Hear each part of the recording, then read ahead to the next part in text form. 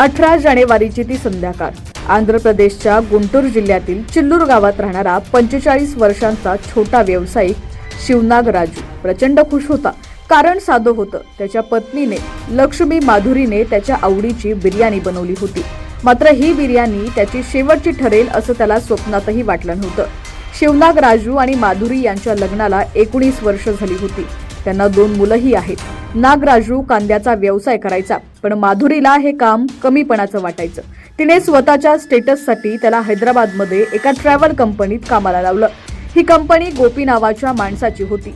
हैदराबादला गेल्यावर नागराजूच्या लक्षात आलं की पत्नी माधुरी आणि तिचा बॉस गोपी यांचे प्रेमसंबंध आहेत.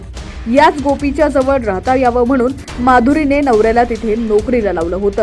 नागराजूने पत्नीला पुन्हा गावात आणलं, पण त्यांच्यातले वाद थांबले नाही. आपल्या प्रेमसंबंधात अडथळा ठरणाऱ्या पतीला कायमचं दूर करण्यासाठी माधुरीने एक थरारक कट रचला. 18 जानेवारीच्या रात्री माधुरीने नागराजूसाठी बिर्याणी बनवली, पण त्यात तिने झोपेच्या तब्बल 20 गोळ्यांची पावडर मिसळली होती.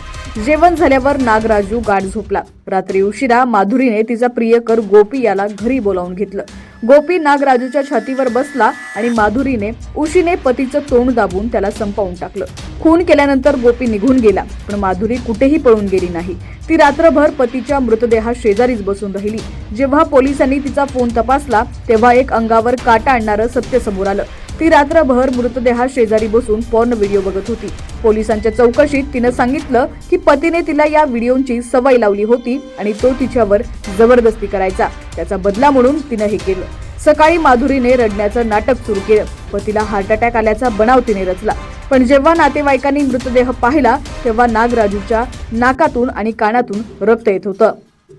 पोस्टमार्टम रिपोर्टमध्ये स्पष्ट झालं की नागराजूचा मृत्यू श्वास गुदमरल्यामुळे आणि छातीची हाडं मोडल्यामुळे झालेला आहे. पोलिसांनी माधुरीला अटक केलेली असून तिने आपला गुन्हा कबूल केलाय. एका अनैतिक संबंधापायी 19 वर्षाचा संसार आणि पतीचा जीव एका पत्नीनं अत्यंत क्रूरपणे घेतल्यानं संपूर्ण परिसरात खळबळ माजलेली आहे.